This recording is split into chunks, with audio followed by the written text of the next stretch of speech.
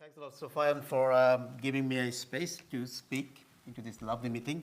And this is my fourth consecutive attendance, and I'm really grateful to you all to always giving me a space. So actually, to be honest, I'm very nervous. The last man standing, at the end of the lovely 2 day series of super science. It feels like I'm about to miss my penalty shot. And more worryingly, I'm going to talk about something that sounds like crap.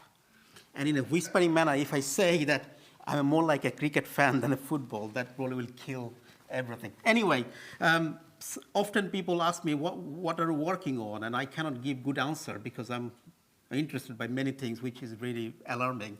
But if I think carefully, it looks like one of the things that really interests me is the dirtiness of small molecules, which is really weird.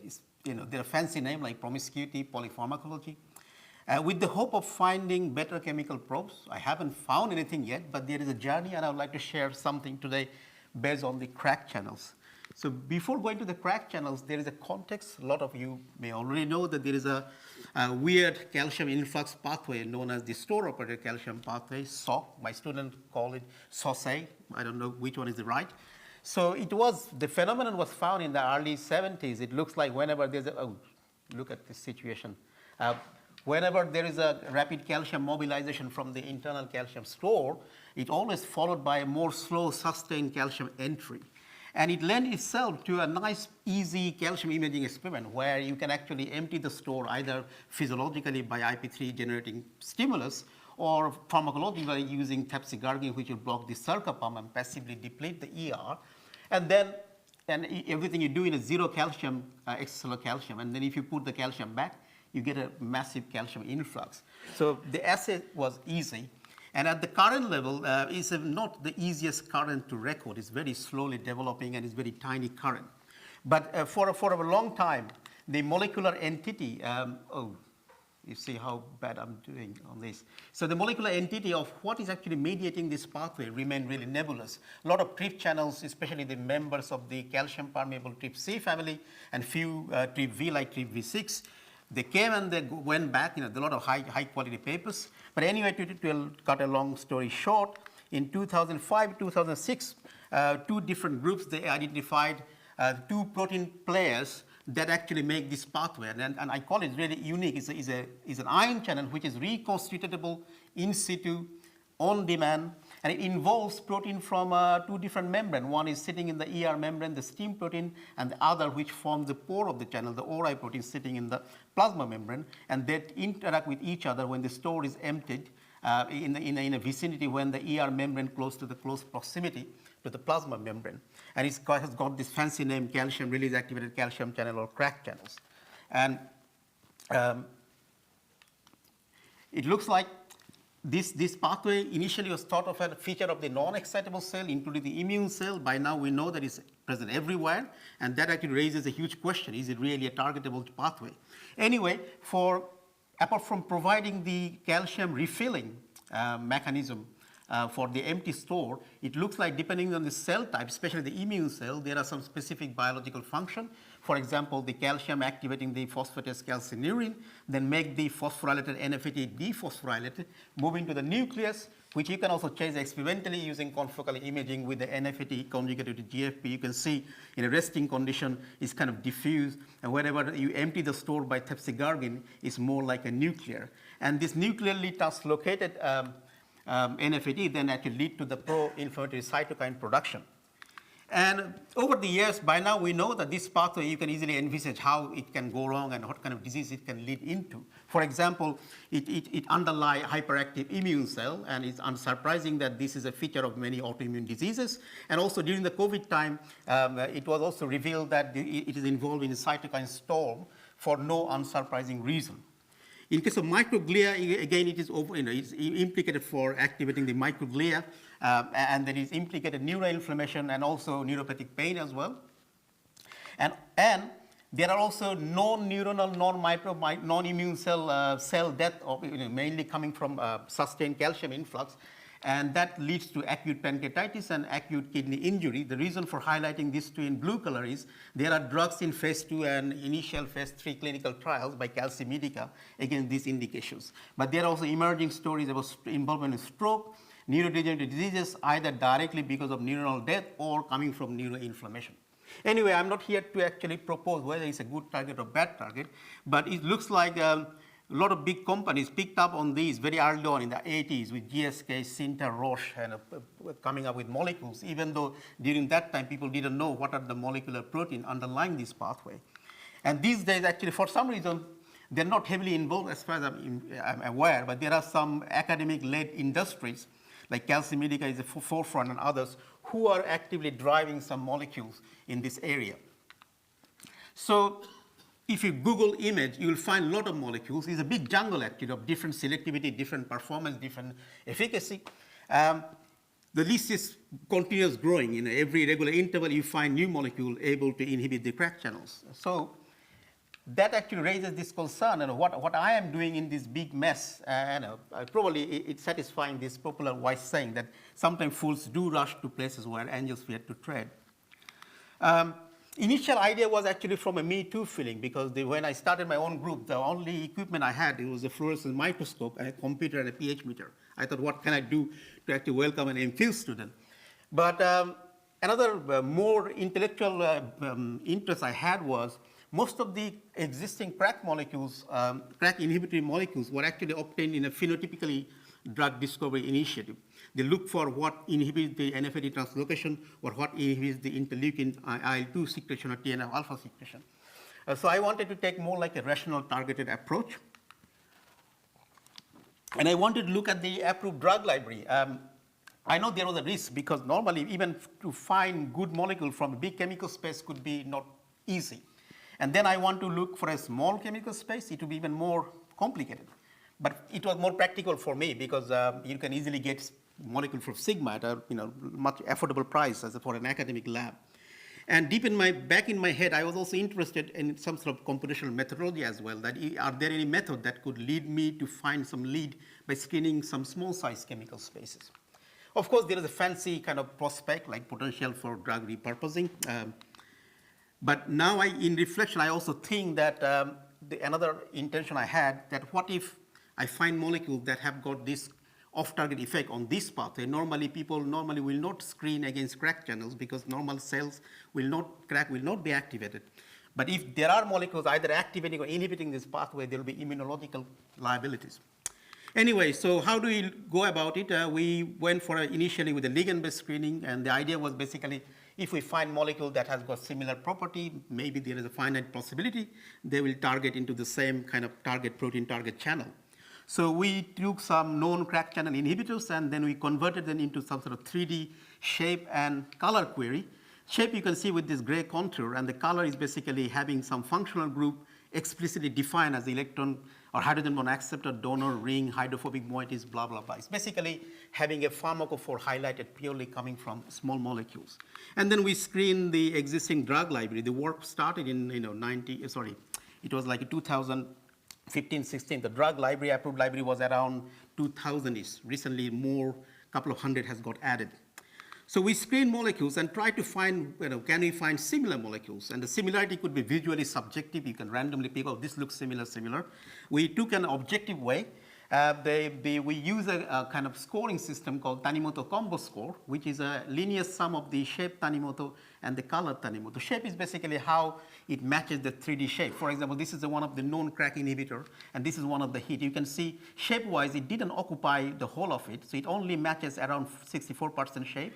But the scale color is basically how well it matches the color in terms of functional group or heteroatom or ring. For example, all we looked at by individual hit, do we have like an orange, yellow, blue in the right corresponding position of the molecule?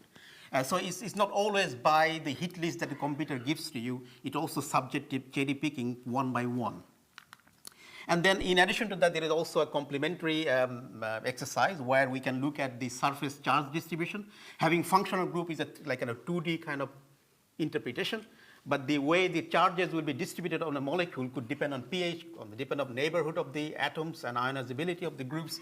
So we also looked at how the surface electrostatic look between the known query and the hit molecules. Again, at the end of the day, it ended up having simple question to ask. Do you see red in place of red, blue in place of blue, red in place of red, and this kind of simple comparator. So we screened this around 1900 molecules. We shortlisted 25, and you probably will be laughing. Come on, 11 molecule purchase, experimented, tested. That's what we could afford. That's the number we still go after, actually. We don't want to go beyond because we don't have money. And we use the simple, to make the best use of the microscope we had from KN. Calcium imaging is still good, the feeder tube-based imaging. We look at the peak calcium entry as well as sometimes the slope as well, because slope indicates the rate. Sometimes molecule may have the same peak calcium entry, but the slope could be different, and things like this. So to cut a long story short, for the sake of time and other issues, so we identified, we started with a very heroic concentration of the known drug, like 100 micromolar. The idea is if nothing works at 100, there's no point of go beyond. But we surely got most of the molecules we find working, and it's unsurprising. If we probably randomly screen a molecule at 100 micromolar with most other things, a lot of them will be positive. But we did a concentration response and eventually ended up like 5 or 6 molecules, all of which has got like around 4.5, 5 micromolar-ish IC50. But the good thing is there was a dose dependence, meaning it's not like a random weird chemical noise or something. But they're definitely not very potent.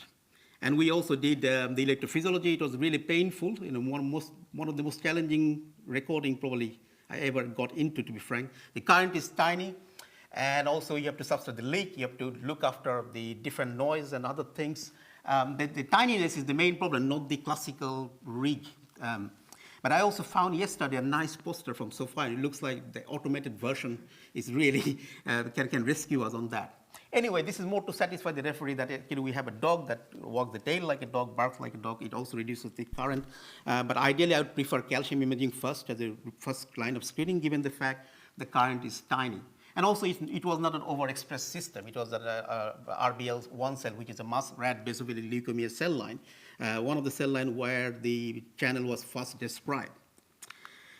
We also thought that is it a quirkiness of this particular cell line? What if we take it to other cells like HEX cell, like HeLa cell, like microglial cell, and also purely non-contextual like cell, like a human neuroblastoma cell? And we do see similar kind of inhibition as well. Although having said that, the endogenous CRAC signal is not equally prominent in all these cell types. Obviously, immune cells has got the best prominence. Anyway, at least reassuringly, they're all inhibited. But they're all inhibited with a non-physiologically relevant concentration, except 2 drugs. I'll come back to it. We also, all our screening we did, we incubated our cell for 25 or 30 minutes before we take it to the microscopy. And we thought actually one of the ways to find out how it is working may be to a more acute challenge. So just before adding the calcium to the bath, 10 or 15 seconds before that, if you add the drug and see whether they can block the channel or not, because by then, the CRAC channel has been activated by steam and ORI interaction. So it looks like 3 out of the 5, they could actually inhibit acutely in an acute addition. So what does it tell us? Could be for these 3 hits that are acutely inhibiting this pathway, maybe the binding site is extracellular, or they are very readily permeable. At least one thing clear, that they should not affect how the CRAC was activated, because they were added to the system when the steam and ORI already had interacted because there is prior stored depletion. So they didn't affect the steam and ORI interaction. We had a cell line that we got from a lab where the steam and the ORI were differentially tagged, and we looked for capsigargan evoked puncta formation, and none of the known chemical probes as well as our drugs actually interfere with this process. And we counted the number of puncta and blah, blah, blah. So it looks like it didn't actually interfere with these. And it shouldn't, because the phenotype, the functional assay didn't tell that it will. And it looks like this SOC, the store-operated calcium entry, it actually, obviously the CRAC is a most well-defined SOC machinery. But depending on the cell type, the SOC could be really more complex, especially for neuron, for example, as well as glia. It looks like the SOC is a tripartite complex of the steam and ORI and the TRPCs. It's a very complex scenario. So we wanted to test, and also historically speaking, the CRAC channel inhibitors always has effect on TRPC channel blockade. And some of the CRAC channel blocker evolved from TRPC channel blocker, to be honest, like PYR3 moving to PYR6. So we use the OAG, which is a more water-soluble analog of diacylglycerol to activate TRPCs. We don't know which TRPC we're talking about. It's the endogenous TRPC in this RBL cell. And it looks like only leflunomide and teriflunomide, among the other drugs, they could inhibit the TRPC signal as well, while others, they didn't do anything. So we then went individual drug classes because we had, for example, we had tolvaptan, which is an arginine vasopressin receptor antagonist. We screened as few as we can buy practically, and none of them actually was doing anything. We also went for proton pump inhibitors because we had a hit of lansoprazole and omeprazole. But none of the other prazole and non-prazole type proton pump inhibitors, they didn't do anything either. So nothing interesting came out. It's not a class effect. We also went for phosphodiesterase inhibitor plus because roflumilast was a PDA4 inhibitor. Again, apart from frequency, which only gave a mild inhibition at 3 micromolar, there was nothing magical came out from this. And we also went back to roflumilast. It looks like, after reading literature, roflumilast is actually the active one is the N-oxide. And fortunately, we could buy them from Tokris. I said, okay, let us test this as well. But it didn't magically improve or reduce the performance of the original reflunomide inhibition. Like it inhibited up to 3 micromolar concentration, and its inhibition is not very huge. So we then look at the final class, which is the dihydroorotate dehydrogenase inhibitors, the leflunomide and the teriflunomide. It looks like these are two different drugs, but one is actually the active metabolite of the other. The leflunomide is the prodrug, and in solution it produces 2 isomers of teriflunomide. And they are these mitochondrial enzyme inhibitors, and this pathway is implicated for de novo pyrimidine biosynthesis. It looks like for rapidly proliferating cell, like the immune cell and the cancer cells, they are dependent on this pathway. So we screen a lot of molecules that we can buy, and we actually found one molecule called vidofludimus, which is not an approved drug, it's an investigational agent, and that inhibited, at least in calcium assay, up to even 1 micromolar, you can see massive, significant inhibition.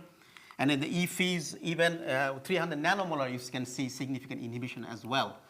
So this is the most potent hit we have at the moment. And it didn't have any effect on the OAG Evo calcium entry, i.e. on the TRPC channel performance at up to 3 micromolar. We didn't go beyond that. So, as I said, the leflunomide is already, the trade name is Arava, is already used as a drug for rheumatoid or psoriatic arthritis as a disease-modifying therapy. And its active ingredient, teriflunomide, is also approved later on for relapsing multiple sclerosis. And these two drugs I mainly mentioned because they were more potent, and it looks like after going through their pharmacokinetic information, the concentration that can build up in people's body is relevant for the concentration that I'm seeing effect. They are like high micromolar buildup in the plasma, but they're also heavily plasma protein bound. So if you subtract how much is plasma protein bound and how much is remaining, there are still enough to inhibit SOC. And also vidofludimus, this company in Germany, they are developing it and having it in clinical trial in relapsing multiple sclerosis, inflammatory bowel disease, chronic inflammatory and autoimmune diseases. So have we actually reinvented the wheel here? Because the molecules that seem to be good are already being used for the kind of diseases the CRAC is implicated. So was it a really purely futile exercise? It looks like it wasn't, because the original paper where they described these dihydroorotate inhibitors as a possible anti-inflammatory molecules, they say all the effect could not be solely explained by their only de novo pyrimidine biosynthesis depletion. There must be some other effect as well. And we think the other effect is coming from the SOC inhibition. And then we also think, by looking at the chemical structure, it looks like this simple molecular fragment, like an aryl acetamide group, it looks like there's a crossover. Some of them, which are dihydroorotate inhibitor, inhibiting CRAC. And we also tested some of the CRAC inhibitors, which I haven't shown the data yet. They also inhibit dihydroorotate dehydrogenase. So there is a cross-reactivity. And interestingly, brequinor, which is also a dihydroorotate dehydrogenase inhibitor, it doesn't have this moiety and it doesn't inhibit the CRAC. So one group, which is a group that lead this company, Chemicare, they actually made a note of what we described. They had an initial hit. They're also after CRAC channel inhibitor. They had this initial lead component. They actually move it away from this scaffold and have it replaced by this triazole moiety. So anyway, to have a very, within 1 minute what I'm saying, that we are still screening, this time investigational drug, environmental pollutant, experimental agents. The idea is if they have an effect on CRAC channel, they will have effect on immune cell, which could be good or bad. And then while we are doing it, the ORI structure came out. So we also took a structure-based approach, and we made some structure-based screening as well, just to very quickly saying that we have our own molecule that we know is acting extracellularly, is selective, is not very potent, but at least we know why it works and how it is working. So many thanks for listening, and my group members, and thanks Sophia once again. Thank you.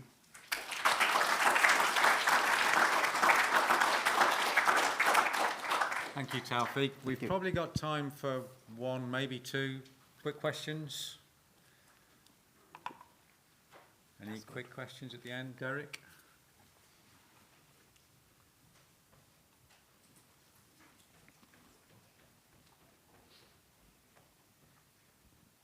Hey, I've just got a suggestion for you're saying it was challenging to record the CRAC channels. Yeah.